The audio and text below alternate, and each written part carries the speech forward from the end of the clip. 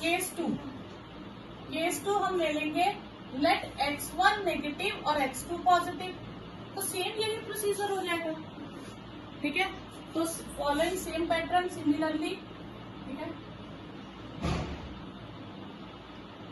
fx1 is 1, same वही pattern आपको दोबारा नहीं करना। फिर केस थर्ड मैं दोनों पॉजिटिव ले लेती हूँ, x1 भी पॉजिटिव ले लेती हूँ और x2 भी पॉजिटिव ले लेती हूँ। तो फिर fx1 is equal to fx2 लेती हूँ। तो x1 upon 1 plus x1 is equal to x2 upon 1 plus x2।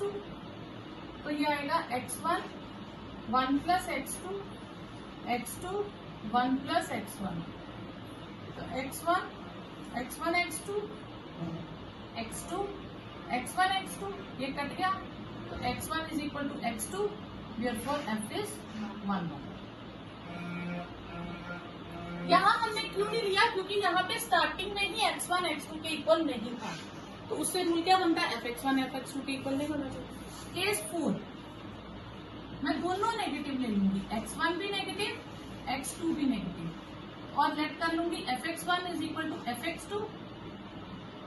तो फिर x1 1 माइनस x1 हो जाएगा, x2 1 माइनस x2 हो जाएगा।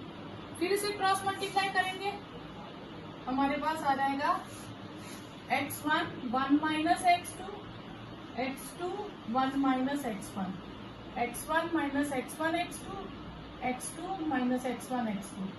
ये कट गया। तो यहाँ से फिर से क्या आ गया, x1 is equal to x2, therefore f is 1 1। तो यानी कि चारों केसेस में f 1 1 हो गया। तो इसका मतलब है कि f इज 1 1। अब ऑन टू के लिए लेंगे, ठीक है। ऑन टू के लिए हम क्या लेंगे, fx इज इक्वल टू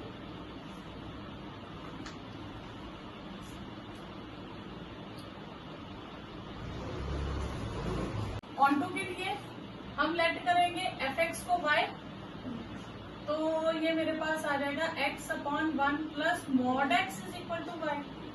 तो y की दो ऑप्शंस हो जाएंगी, x upon 1 plus x when x is positive और x upon 1 minus x when x is negative, ठीक है। अब पॉजिटिव मतलब सारा नहीं जाएगा, पॉजिटिव भी उसकी रेंज कितनी है,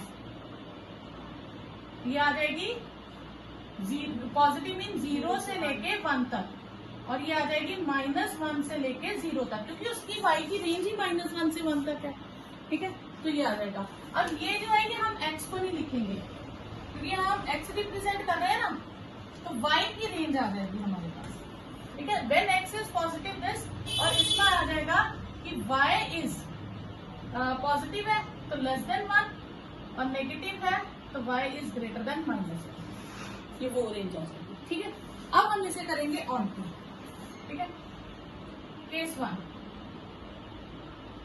when y is x upon 1 plus x, और y क्या है, पॉजिटिव है, ठीक है। x plus 1 by x positive ही आएगा, क्योंकि x पॉजिटिव है, ये पूरी टर्म क्या आ जाएगी आपके पास, पॉजिटिव, ठीक है।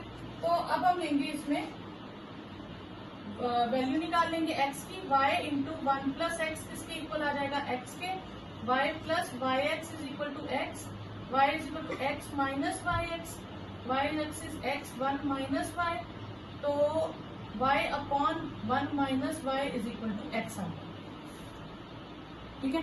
तो अब हम f ऑफ, ठीक है, अब हम निकालेंगे f of x। f of x का मतलब है x की जगह हम फंक्शन में क्या रिप्लेस कर देंगे, ये जो हमने f ऑफ x निकाला था इसमें हम क्या रिप्लेस कर देंगे, y अपॉन 1 माइनस वाई, ठीक है। तो ये हमारे पास आ जाएगा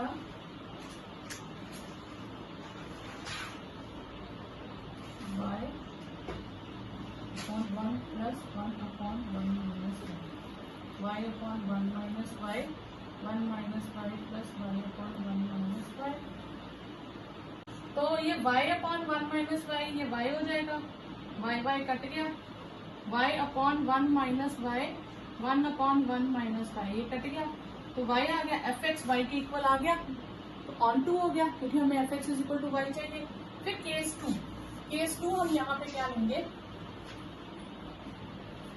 केस 2 आ जाएगा when y is x upon 1 minus x and y is greater than -1, ये केस भी हो जाएगा. ठीक है. अब तो हमारे पास y की वैल्यू आ गई. y 1 minus x is equal to x, y minus yx is equal to x, yx is x plus yx, y is equal to x 1 plus y. तो y upon 1 plus y is equal to x. ठीक है. अब हम fx करेंगे. तो fx में हम क्या करेंगे, अब हम यहाँ पे वैल्यू डाल देंगे. ठीक है. ग्रेटर देन -1 यहाँ पे. ठीक है. तो हमारे पास fx था क्या, सॉरी fx था हमारे पास x अपॉन 1 प्लस x. तो हमारे पास x 1 माइनस, ये माइनस है ना यहाँ पे. ठीक है. 1 minus y plus x, y upon 1 plus y, 1 plus y minus y upon 1 plus y, y cut गया, y upon 1 plus y upon 1 upon 1 plus y, ये भी कट गया, y आ गया. इसमें भी fx is equal to y आ गया. Therefore f is on. क्योंकि यहाँ पे मॉड x था ना, तो जब हम ले रहे हैं कि नेगेटिव के केस में, तो यहाँ पे -x में फिल करेंगे ना. तो f फंक्शन दिया r टू r और fx आपको दिया x क्यूब. आपको इंजेक्टिव यानी कि 1 1 चेक करना है. तो आप क्या करोगे, let fx1 is equal to fx2, x1 cube is equal to x2 cube, cube cube cut गए, तो x1 is equal to x2. Therefore f is 1. Given a non empty set x. हम example ले लेते हैं थोड़ा समझने के लिए. सपोज करो हमने 1 2 3 एलिमेंट्स ले लिए. ठीक है. Px is set of all subsets, यानी कि पावर सेट.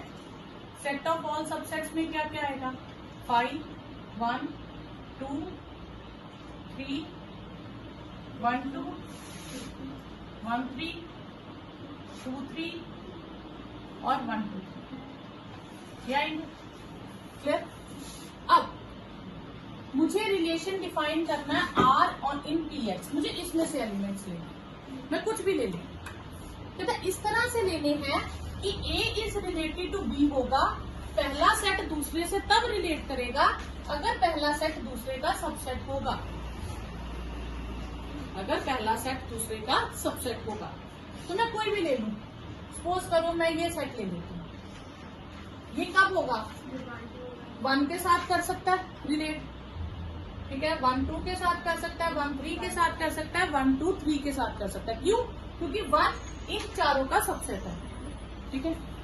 तो अब हम क्या करेंगे, हम मान लेंगे कि A is subset of B. ठीक है. हम इसे ऐसे लिख सकते हैं, we know that A is subset of A. हर सेट अपना सबसेट होते ही होता है. ठीक है. तो therefore A is related to A. A से रिलेट करेगा. Hence R is reflexive. ठीक है. ठीक है. फिर ये आ गया हमारे पास रिफ्लेक्सिव. सिमेट्रिक करते हैं. सिमेट्रिक होगा, let A is related to B. इसका मतलब है A is subset of B. A B का सबसेट है. अगर A B का सबसेट है तो क्या B A का सबसेट होगा? नहीं होगा. ठीक है. But B is not subset of A, so therefore B is not related to A. So A related to B doesn't implies B related to A. Therefore R is not symmetric. अगर ये symmetric नहीं है तो equivalence होने का chance ही नहीं है. हम यहाँ पे भी क्वेश्चन खत्म कर सकते हैं. हाँ, पेपर में ये आ सकता है कि शो करो ये ट्रांजिटिव है या नहीं है, अलग से आ रहा है, वरना आपका क्वेश्चन यहीं पे खत्म है. R is not equivalence relation. Transitive करते हैं. A is related to B and let B is related to C.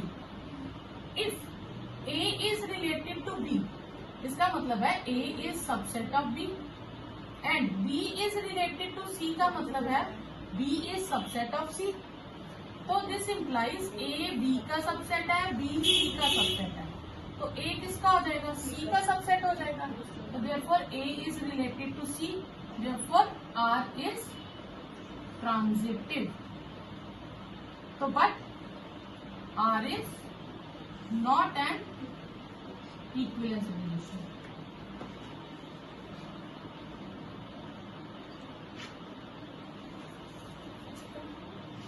Okay, number of onto functions, onto functions इधर भी 1 से लेके n तक एलिमेंट्स है और इधर भी 1 से लेके n तक एलिमेंट्स है, ठीक है।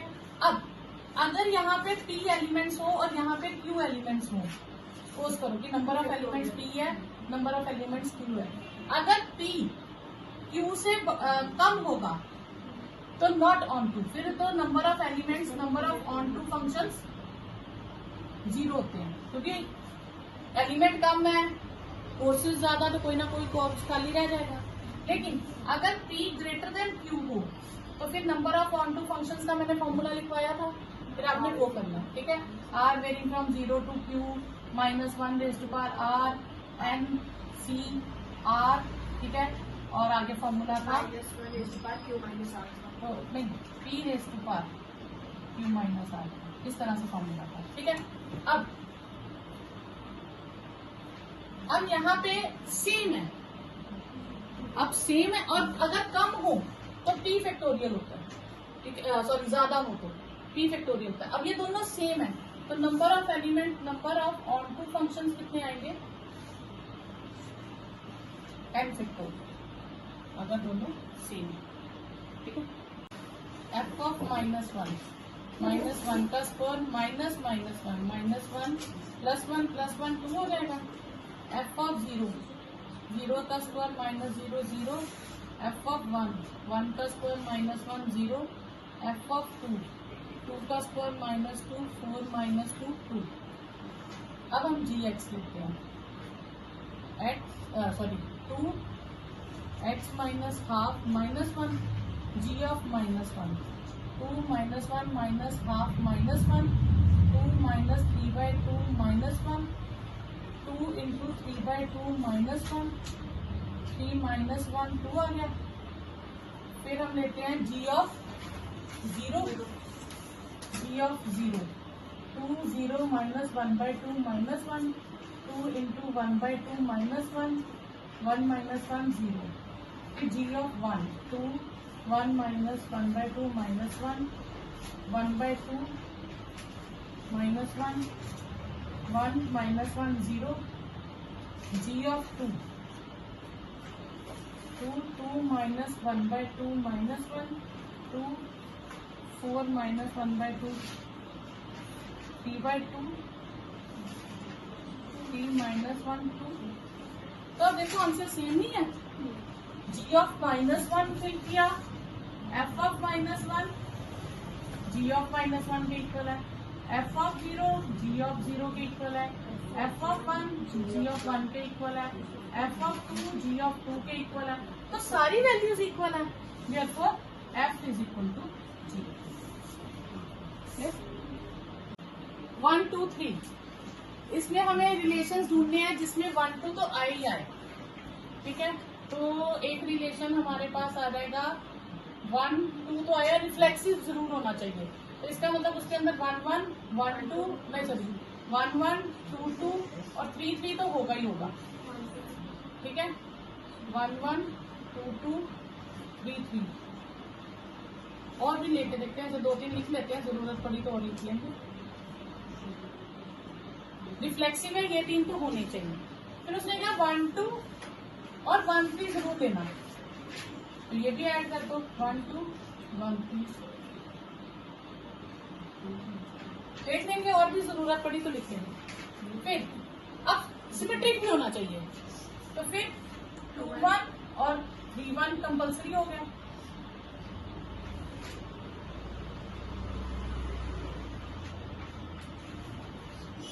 बट नॉट ट्रांजिटिव होना चाहिए, तो अब मुझे नॉट ट्रांजिटिव चाहिए, तो मैं इसमें क्या ऐड ऑन करूं कि वो ट्रांजिटिव ना हो पाए, तो कौन सा होगा 1 1 2 2 3 3 1 2 1 2 2 1 तो हो गया, 1 3 3 1 तो 1 1 भी है, तो फिर तो ये ट्रांजिटिव हो गया।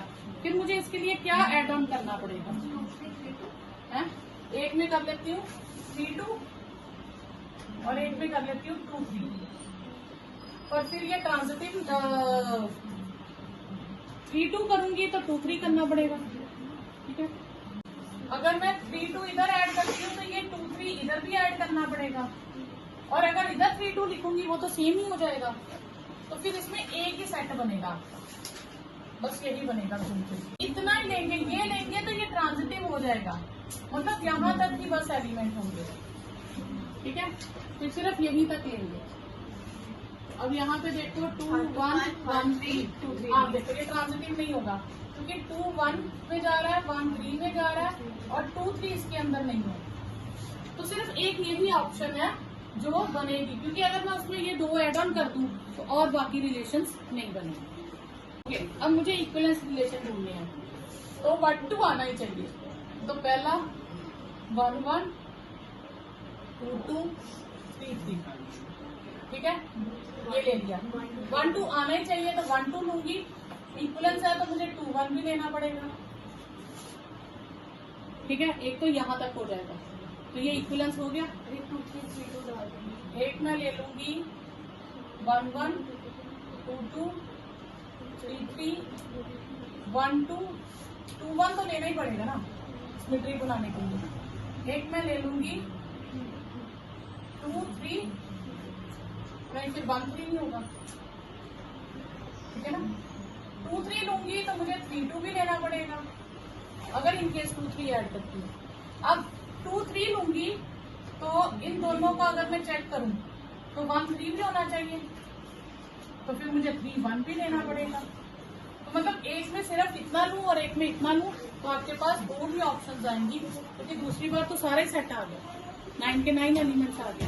तो आपके पास 2 ही ऐसे सेट बनेंगे, तो इसमें आंसर आ जाएगा आपका बी ऑप्शन।